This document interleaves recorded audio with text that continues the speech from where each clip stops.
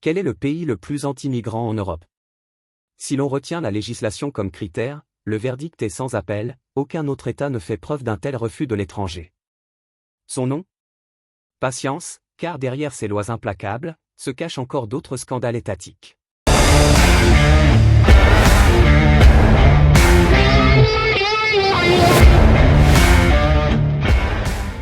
Le pays qui a la législation la plus répressive en matière d'immigration en Europe n'est pas celui que l'on pense. Ne cherchez pas en Italie ou en Hongrie, dirigés par Madame Meloni ou Monsieur Orban.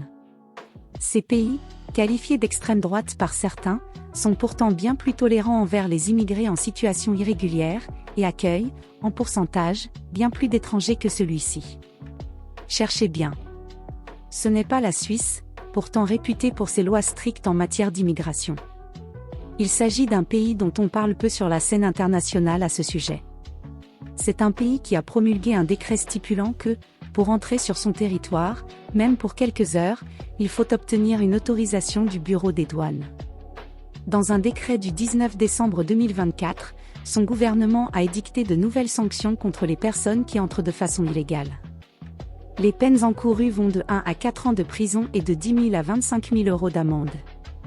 Le procureur peut citer toute personne prise en flagrant délit à comparaître dès le lendemain de l'infraction. Les personnes condamnées peuvent, en outre, se voir interdire l'entrée sur le territoire pendant 10 à 15 ans. À ces mesures s'ajoute une limitation de l'accueil. Pour héberger une personne extérieure, il faut obtenir une autorisation préalable des autorités. Un contrevenant encourt une amende allant de 10 000 à 25 000 euros. Ce que cet État a mis en place s'appelle un délit de séjour irrégulier. Celui-ci existait en France avant d'être abrogé en 2012 par François Hollande. En 2023, la droite sénatoriale a tenté de le rétablir, mais son projet de loi a été annulé. En France, la peine encourue était bien inférieure, 1 an d'emprisonnement et 3 750 euros d'amende.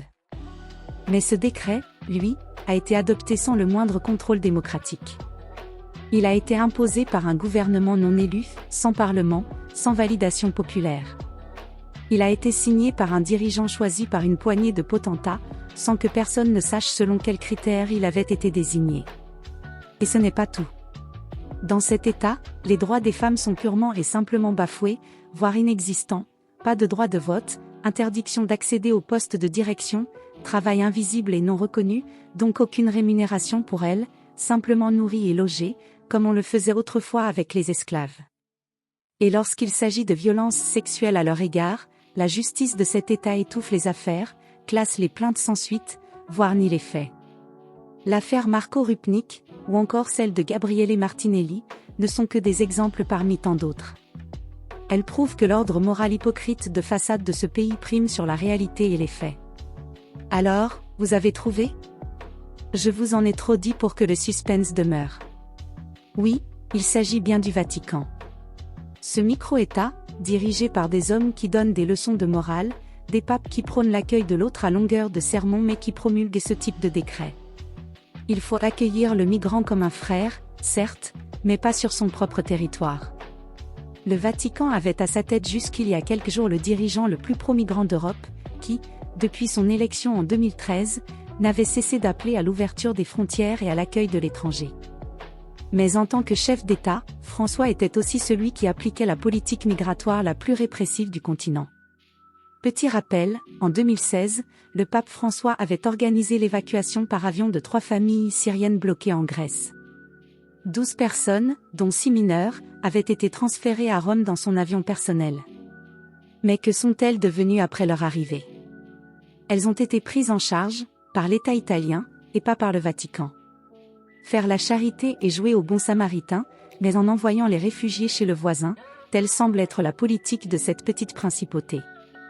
Pire encore, quand on avait demandé pourquoi seules des familles musulmanes avaient été sélectionnées et non des chrétiennes, la réponse officielle du Saint-Siège avait été édifiante. Les personnes en règle sont présélectionnées. Elles doivent disposer d'une demande d'asile ou d'une autorisation provisoire de séjour en bonne et due forme. En clair, le Vatican ne voulait pas prendre de risques en accueillant des réfugiés chrétiens que l'on aurait pu qualifier de sans-papiers. Donc pas de clandestins dans la cité éternelle. Voici l'hypocrisie des cubénis. Les papes ne sont pas les seuls dirigeants à avoir ce type d'attitude.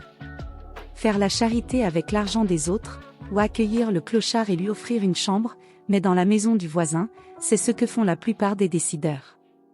Il n'y a aucun problème à recevoir 1000 ou 10 000 réfugiés quand on est président d'un pays, il suffit de les laisser s'entasser dans une banlieue, au milieu des pauvres, là où les problèmes sont déjà nombreux puisque, de toute façon, eux, n'y vivent pas. Pour Madame Merkel, recevoir des millions d'étrangers était facile, tant qu'ils ne dormaient pas sous sa fenêtre.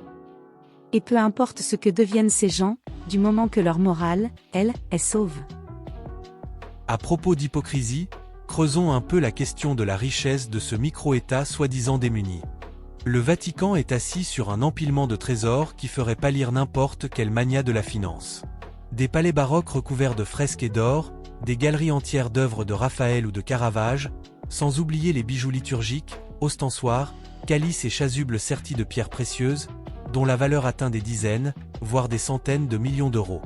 Pendant ce temps, l'Église exhorte ses fidèles à la sobriété et à la générosité, envers les autres, jamais envers elle-même. Les coffres du Vatican regorgent aussi de terrains et d'immeubles loués dans le monde entier, à des loyers parfois exorbitants. Pensez simplement aux sommes astronomiques des revenus locatifs, avec exonération fiscale totale, et aux actifs financiers gérés par la Banque du Vatican. Tout concourt à faire de la Cité du Vatican l'un des acteurs immobiliers et financiers parmi les plus discrets, mais aussi les plus puissants du globe. Et que dire des fonds d'investissement dans lesquels la Curie place ses économies? Entre gestion opaque que certains qualifieraient même de mafieuse, spéculation sur les matières premières et détention de portefeuilles d'actions par exemple, le Saint-Siège se comporte en banquier international, sans rendre de compte à personne. Pourtant, sur la place d'un village européen, c'est le même pape qui nous disait qu'il faut aimer les pauvres, qu'il faut partager, mais aussi que l'argent est la racine de tous les maux. Belle pirouette morale. Le comble de la supercherie apparaît lorsqu'on compare ces montagnes d'or avec les quelques millions consacrés chaque année aux œuvres caritatives. Caritas, la vitrine de la générosité catholique, doit souvent compter ses euros pour venir en aide à quelques dizaines de milliers de réfugiés, alors que les quelques milliards engrangés en intérêts, loyers et plus-values restent soigneusement hors de portée des mains tendues. Il faudrait qu'un pape nettoyeur vienne purger la pourriture sous les dorures. Mais ne rêvons pas. Cette vaste machine de la richesse et du pouvoir mise en scène par le Vatican sert un double discours. D'un côté, la leçon de vertu, de l'autre, la pratique du profit et du contrôle. Les murs du Saint-Siège et son locataire sont imprégnés de la même doctrine. Accueillir, à condition que ce soit ailleurs que chez soi, donner, à condition que ce soit modérément, prêcher l'humilité, tout en s'enrichissant sans limite. Une sacrée école d'éthique sélective, n'est-ce pas? N'oublions pas que ce sont souvent des gens aux revenus très modestes qui donnent. C'est la petite mamie à la maigre retraite qui offre son temps et ses deniers à une institution riche à foison. Mais il n'y a rien de choquant quand le double discours est de mise. Le célèbre triptyque bien connu, pauvreté, charité et chasteté, n'est bien souvent que de façade. On est couvert d'or, on reçoit le migrant chez l'autre et on couvre d'un voile pudique les agissements d'un homme que l'on aurait canonisé il n'y a guère si les journaux n'avaient pas révélé ses agissements. Pensez à l'abbé Pierre. La morale à géométrie variable de la papauté ne se limite pas qu'à l'argent. Derrière le vernis de la charité et des grands discours, le Vatican et ses prélats cachent l'un de leurs pires scandales, la pédocriminalité et sa systématique dissimulation. Le scandale Betaram révélé aujourd'hui n'est qu'une affaire parmi tant d'autres. Combien de victimes traumatisées par des prêtres, puis jetées à la rue par une hiérarchie plus soucieuse de protéger son image que la vie d'enfant. En 2018, les révélations sur l'archevêque Théodore Macaric ont secoué le monde catholique. On l'accuse d'abus sexuels sur des séminaristes et de couvrir d'autres prédateurs, et le Vatican a tardé à réagir. Plus grave encore, certains cardinaux proches de Macaric ont continué à gravir les échelons jusqu'à être élevés au titre de cardinal. Et que dire de la tolérance zéro promise par le pape, réduite à un slogan.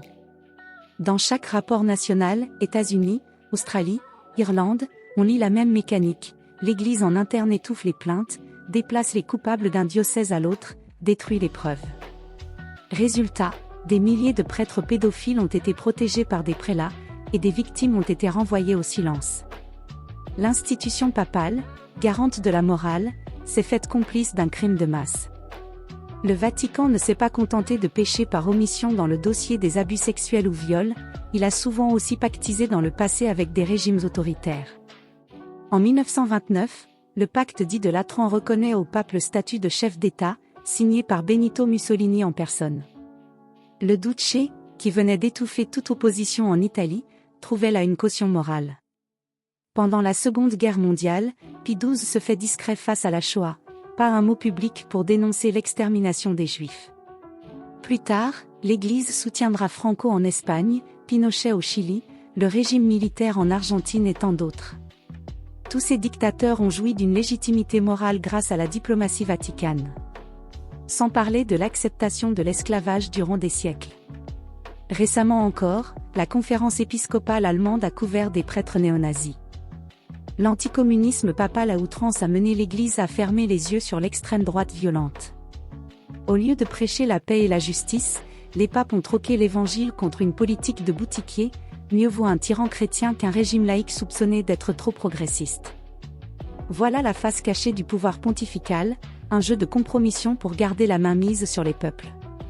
Oui, je vous accuse d'hypocrisie, messieurs de l'épiscopat, et ce que je dis là peut être étendu à toutes les sectes, qu'elle ait prospéré pour devenir religion ou végète pour rester groupuscule de quelques croyants.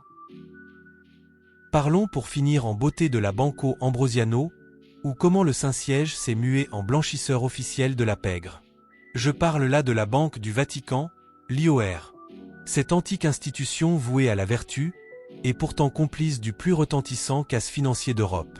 Dans les années 1970 à 80, le banquier de Dieu, Roberto Calvi, tissait ses toiles avec la 'Ndrangheta, la Cosa Nostra et la loge occulte P2. Vous savez, cette société secrète où politiciens véreux, généraux félons et affairistes en mal de pouvoir se retrouvaient pour échanger pots de vin et secrets d'État. Le Vatican, de son côté, fermait les yeux sur le transfert de milliards détournés. 3 milliards de dollars se sont volatilisés quand la Banco Ambrosiano a implosé, dont une bonne partie venait directement de l'IOR. Et quand la bulle a explosé, que s'est-il passé? Roberto Calvi, ce banquier omnipotent, est retrouvé pendu sous un pont londonien. Suicide, proclamaient les premiers rapports. 3 procès plus tard, on admit enfin qu'on l'avait assassiné, mais sans jamais pointer du doigt ses protecteurs ecclésiastiques. Le cardinal Paul Marcinkus, patron de l'IOR à l'époque, s'est exfiltré aux États-Unis, indemne de toute poursuite, sans que le Vatican n'ouvre le moindre dossier disciplinaire. Aujourd'hui encore, l'IOR reste un coffre-fort inviolable. Pas de compte public, pas de sanctions, juste un flot continu de promesses de transparence que personne ne prend au sérieux. Ceux qui prêchent la tolérance zéro face à la corruption exercent en réalité la même tactique que leurs anciens alliés mafieux. Déplacer les coupables, étouffer les preuves, et jamais, au grand jamais, rendre de compte. Des scandales financiers sont légion, mais en parler devient un crime de lèse-majesté. Le Saint-Siège balaie tout d'un revers de chasuble, comme on balaie la poussière sous le tapis d'une église baroque. Quant à mes vœux pour un nouveau pape, ils sont plutôt simples. Trouver un vrai réformateur du système, un nettoyeur de mythes capable de révéler que Dieu, qu'il soit celui des chrétiens ou des autres religions, n'est peut-être rien d'autre qu'une arnaque au profit des dirigeants. Je rêve d'un pontife capable de briser les cercles de complaisance, de jeter par-dessus bord les cardinaux corrompus et de faire du Vatican non pas un coffre-fort, mais un foyer de vérité. Qu'il vienne, ce pape nettoyeur, armé non pas d'encens, mais de brosses à récurer.